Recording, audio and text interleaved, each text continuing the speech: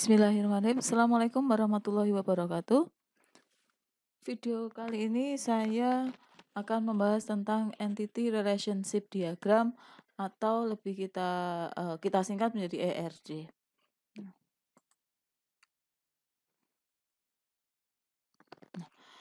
Entity Relationship Data Model itu didasarkan pada persepsi dari satu dunia nyata yang terdiri dari sekumpulan objek dasar yang kita sebut sebagai entitas dan relasi antara objek-objek tersebut. Ya. Nah, komponen utama pembentuk model entity relationship model yaitu ada entitas atau entity dan relasi atau relation.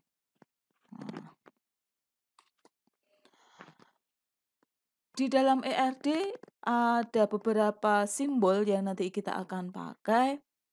Nah, ada strong entity, weak entity,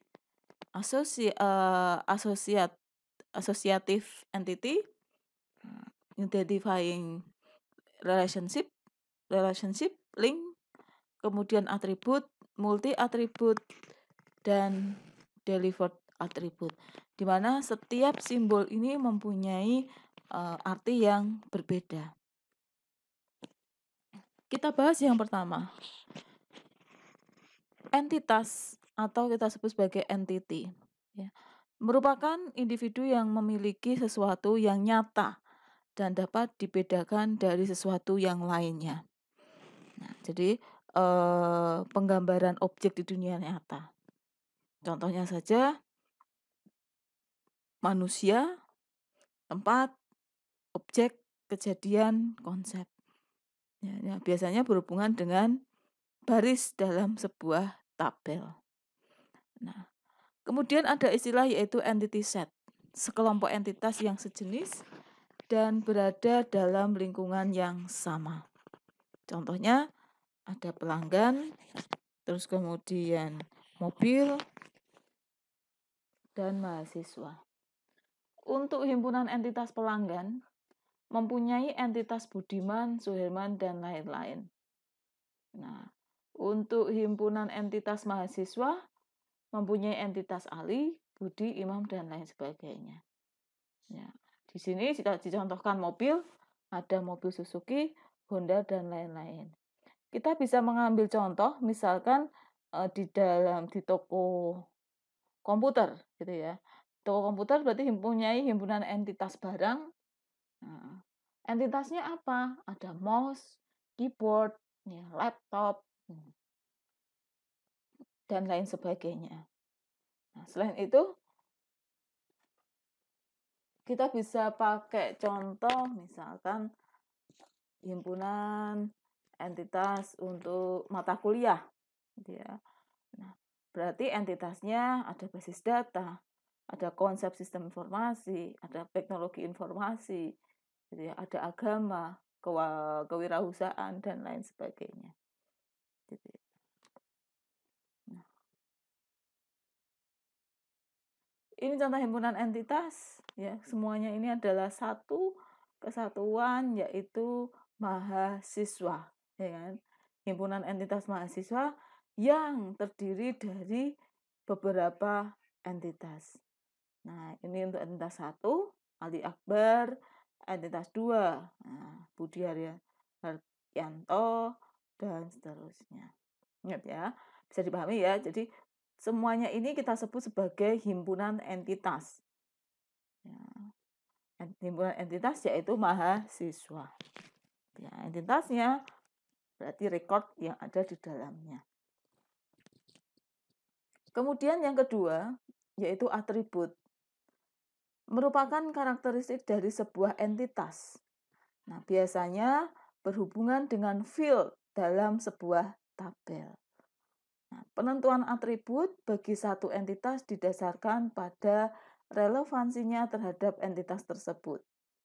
Nah, di dalam atribut ada atribut kunci, di mana merupakan atribut untuk mengidentifikasi entitas yang paling unik untuk semua entitas dalam himpunan entitas. Contohnya saja di dalam entitas mahasiswa. Ya, Untuk lebih jelasnya, coba saya gambarkan di sini. Untuk entitas mahasiswa, nah ini ada MHS, mempunyai entitas nama, kemudian alamat, jurusan. Kita gambarkan seperti ini. Nah, ini yang kita sebut sebagai entitas, dan ini kita sebut atribut. Nah, atribut kunci adalah, nah berarti dia memiliki karakteristik yang unik, ya. Datanya tidak boleh sama, gitu ya. Kalau di dalam mahasiswa yaitu NIM. Nah, atribut kuncinya mana? Ya, berarti NIM. Sama halnya kalau kita bicara tentang barang. Ya. Nah, barang mempunyai atribut adalah apa? Kode barang, ya kan? Terus kemudian nama barang, kemudian harga. Nah, atribut kuncinya mana? Nah, atribut kuncinya adalah kode barang. Terus kemudian kita kembali ke slide.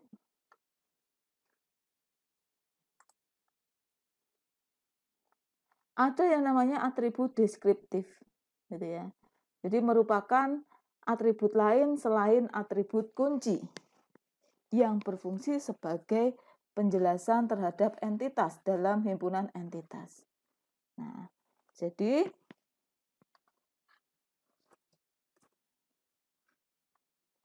bentar.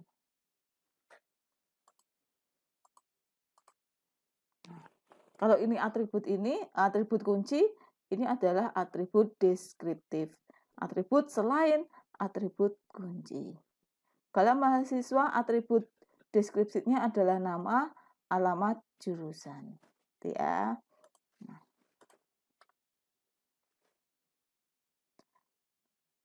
Ada 3 macam kunci, yaitu ada super key, kandidat key, dan primary key. Nah, seperti tadi yang sudah dicontohkan itu adalah primary key. Jadi salah satu kandidat key yang digunakan sebagai pengidentifikasi satu entitas dalam himpunan entitas.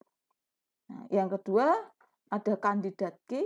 Nah, dia merupakan atribut minimal yang dapat membedakan entitas satu dengan entitas yang lain dalam himpunan entitas. Kemudian ada super key. Satu atau lebih atribut yang dapat membedakan entitas satu dengan lainnya dalam himpunan entitas. Nah, dicontohkan seperti ini. Ada primary key, kandidat key, super key. Nah, kasusnya adalah ada nomor KTP, nomor SIM, nama, dan alamat. Nah, semuanya adalah super key. Ya. Kandidat key itu bisa nomor KTP, ada nomor SIM. Gitu ya. Nah, kalau primary key-nya ya berarti salah satu. Kalau untuk primary key nomor KTP berarti kandidat key-nya adalah nomor SIM. Nah, begitupun juga sebaliknya. Kalau primary key-nya adalah nomor SIM, berarti kandidatnya adalah nomor KTP. Ya. Nah, dasar pemilihan dari primary key ya, sering digunakan sebagai acuan. Nah, kunci lebih ringkas dan sifatnya adalah unik. Atribut sederhana, atribut atomik yang tidak dapat dipilah lagi. Nah, contohnya, ya, di sini ada atribut nama, ya, nama sederhana. Ya. Karena sebetulnya untuk nama itu bisa masuk ke dalam komposit. Nah, karena apa? Bisa dibagi atau bisa dipecah menjadi nama depan dan nama belakang, gitu ya. Nah, contoh atribut sederhana misalkan kode barang. Nah, kode barang itu kan tidak bisa dipisah lagi, ya, tidak bisa dipilah lagi. Kemudian harga, nah itu kan tidak tidak bisa dipilah, jadi dia masuk ke dalam atribut sederhana. Terus yang kedua adalah atribut komposit, jadi atribut atomik yang dapat dipilah lagi. Contohnya adalah atribut alamat. Alamat bisa dibagi menjadi alamat jalan, kota, dan kode pos. Gitu ya. Contoh lain untuk atribut komposit, tadi nama. Nama bisa nama depan dan nama belakang. Ya. Kemudian ada atribut bernilai banyak. Ya, jadi atribut yang dapat memiliki lebih dari satu nilai yang sejenis. Contohnya misalkan hobi.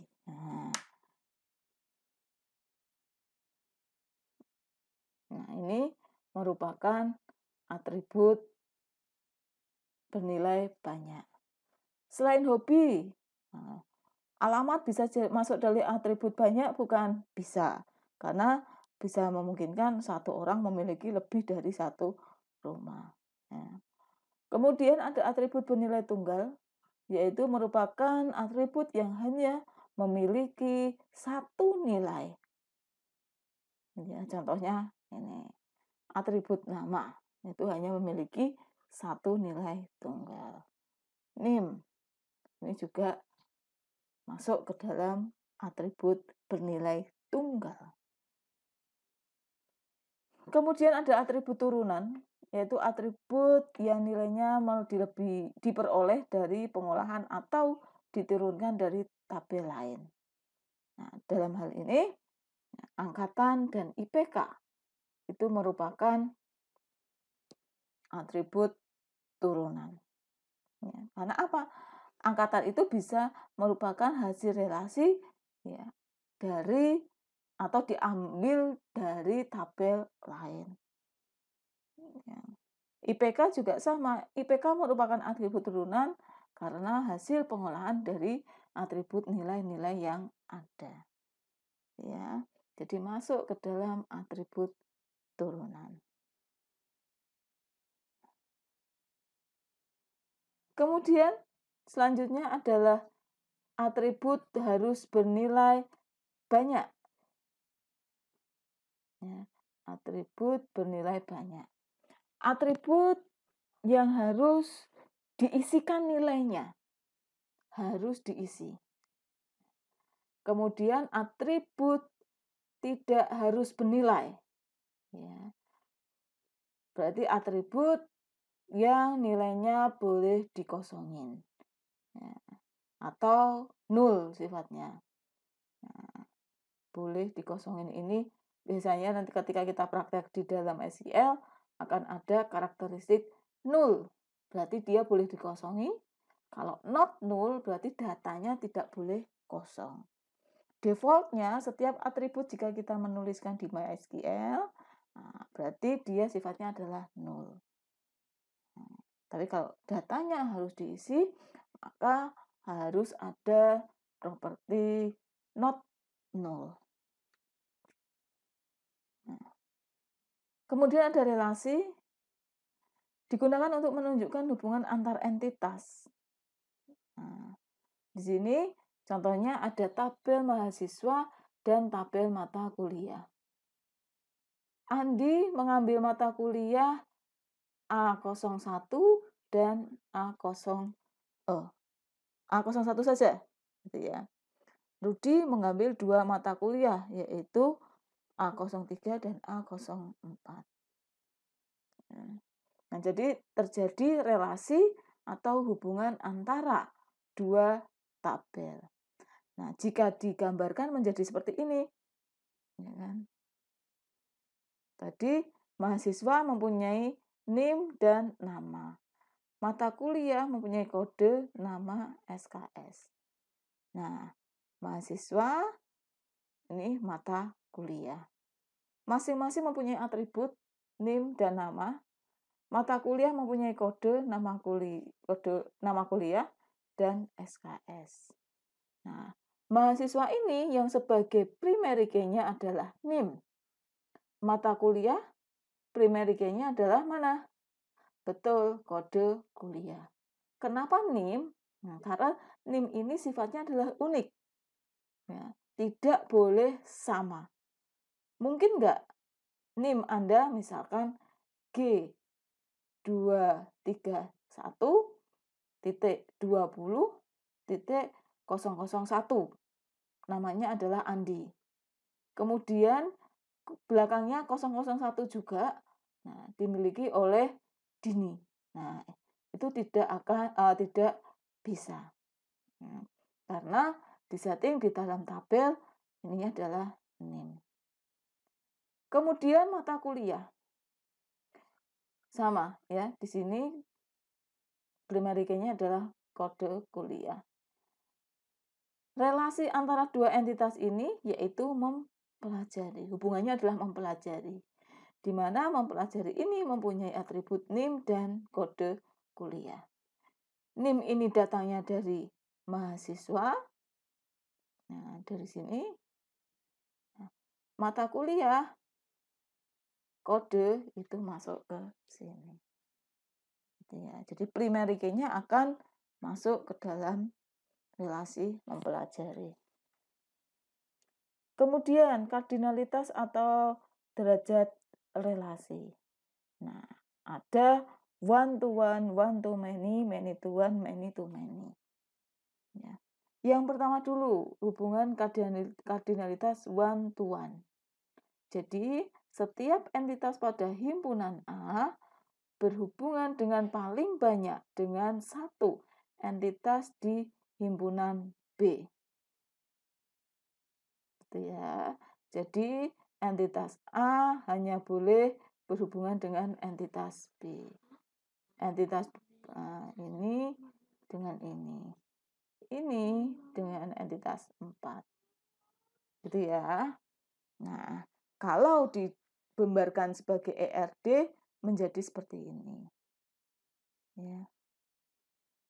Contohnya misalkan di sini ada entitas dosen, kemudian di sini ada entitas prodi. Nah, nama dosen alamat, nah anggap saja nama dosen ini sebagai primary key. Prodi primary key-nya adalah kode.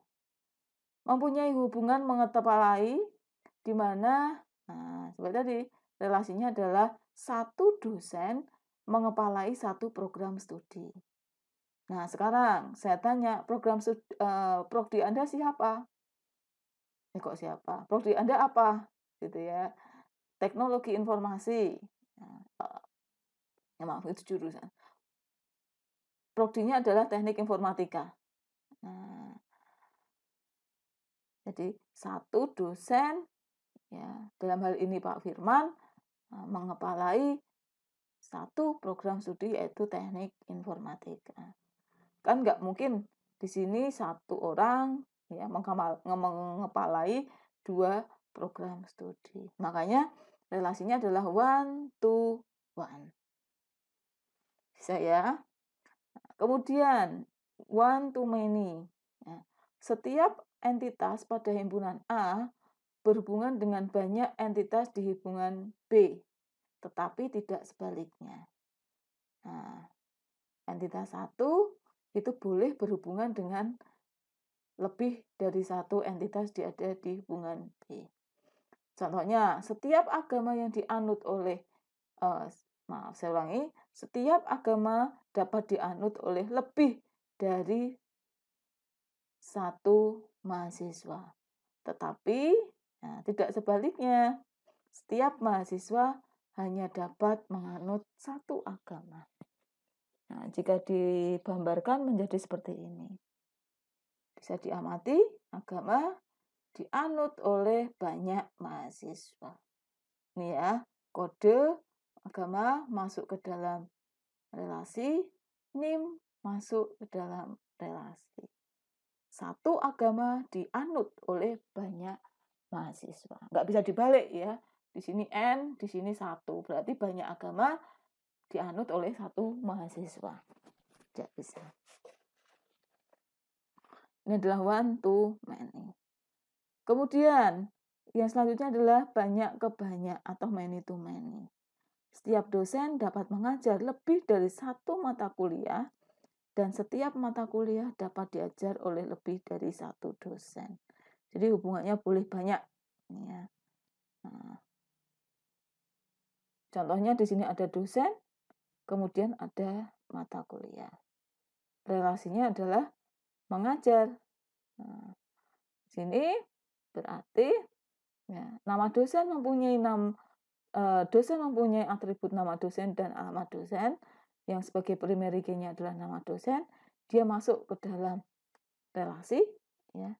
Mata kuliah primary key-nya adalah kode mata kuliah. Ya. Nah, akan muncul atribut turunan, yaitu waktu dan tempat. Nah, kalau seperti ini nanti implementasi ke tabelnya ada berapa? Ya, berarti ada 3. Ya. Tabel dosen, tabel mata kuliah, dan tabel mengajar. Nah, ini sebagai master dosen dan mata kuliah sebagai master. Nah, ini tahapan membuat ERD. Ya. Tentukan dulu semua entitasnya, kemudian menentukan atribut kunci, ya, mengidentifikasi dan menetapkan seluruh himpunan relasi atau menetapkan relasi, menentukan derajat kardinalitas, dan melengkapi himpunan entitas dan himpunan relasi dengan atribut deskriptif.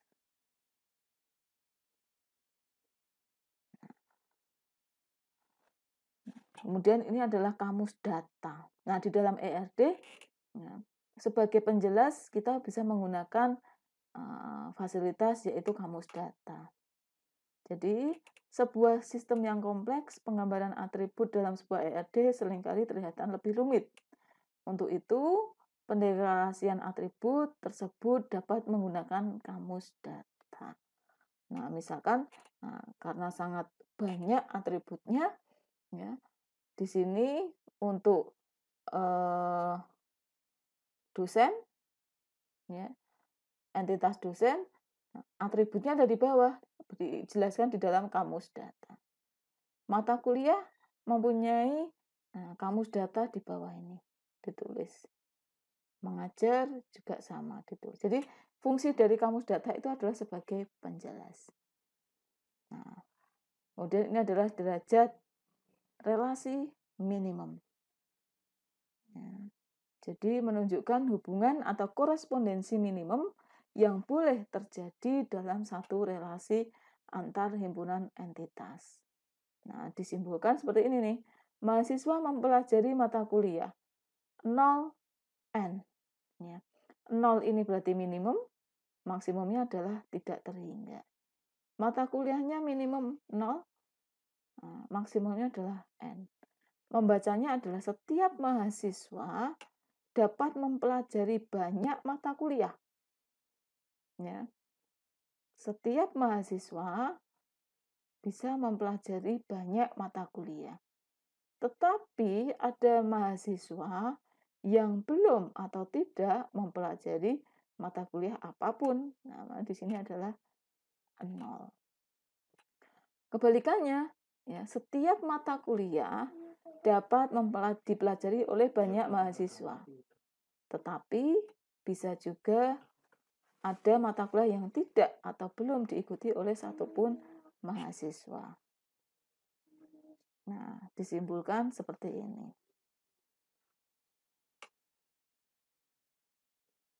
Nah, ini ya, ini digambarkan mahasiswa dengan simbol derajat kardinalitasnya seperti ini.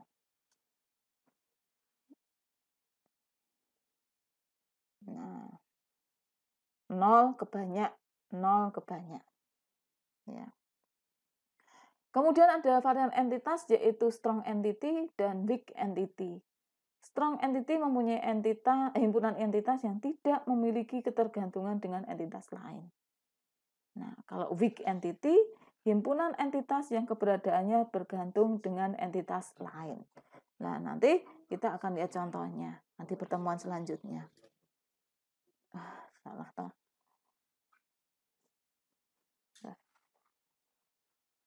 Nah, ini contohnya. Ya. Ini adalah entitas kuat dan ini entitas lemah. Nah, kenapa disebut entitas lemah? Karena ya, orang tua ini tidak bisa berdiri sendiri. Ya. mahasiswa memiliki orang tua. Nah, kalau orang tuanya ini tidak berhubungan atau tidak memiliki relasi dengan mahasiswa, nah ini orang tuanya siapa? Gitu ya. Sama halnya dengan hobi. Hobi, nah ketika ini berdiri sendiri, nah ini hobinya siapa? Nah, maka ini dihubungkan dengan mahasiswa. Perhatikan untuk atributnya. Mahasiswa memiliki NIM, ya, maka ini NIM ada di relasi. Nah, orang tua sebagai primary key-nya adalah nama orang tua, maka dia akan masuk ke dalam memiliki. Hobi, nah kalau seperti ini dia sudah berelasi, ya.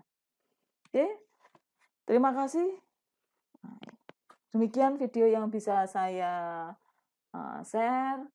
Semoga bermanfaat. Wassalamualaikum warahmatullahi wabarakatuh.